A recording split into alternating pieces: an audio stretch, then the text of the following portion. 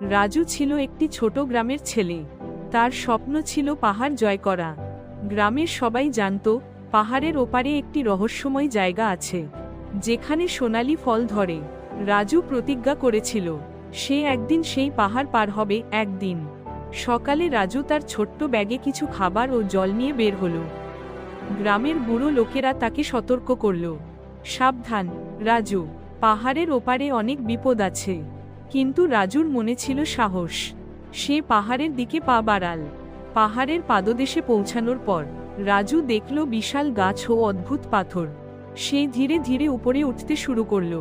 পথে তার দেখা হলো একটি ছোট কাঠবিড়ালি, যে তাকে বলল, আমি তোমার সাহায্য করতে পারি, তুমি কি আমাকে বিশ্বাস করো? রাজু ভাবল, কেন নয়, এবং কাঠবিড়ালি তার সাথে চলতে লাগল। পাহাড়ের মাঝখানে রাজু একটি গভীর গর্তে পড়ে গেল।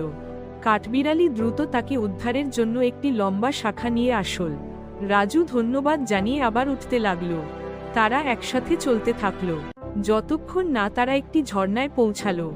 ঝর্ণার জল ছিল সোনালী, এবং রাজু বুঝতে পারল সে সোনালী ফলের কাছে চলে এসেছে। কিন্তু সেখানেই ছিল এক বিশাল ডাইনোসর, যে সোনালী ফলগুলো রক্ষা করছিল। রাজু ভয় পেয়ে গেল, কিন্তু কাঠবিড়ালি বলল, তুমি যদি সাহসী হও তবে তুমি তাকে হারাতে পারবে। রাজু তার সাহস জোগাড় করে ডাইনোসরের দিকে এগিয়ে গেল।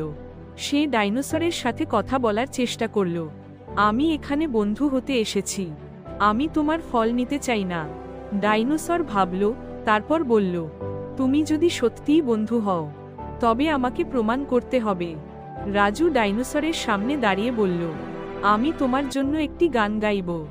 রাজু গান গাইতে শুরু করল, এবং তার সুরে ডাইনোসর মুগ্ধ হল। সে রাজুকে বলল, তুমি সত্যিই সাহসী, তুমি ফল নিতে পারো। রাজু সোনালী ফল নিয়ে ফিরে এল গ্রামে। সবাই তার সাহস ও বন্ধুত্বের গল্প শুনে বিস্মিত হল। রাজু জানে পাহাড়ের ওপারে শুধু সোনালী ফল নয়, বরং বন্ধুত্ব ও সাহসের শিক্ষা আছে।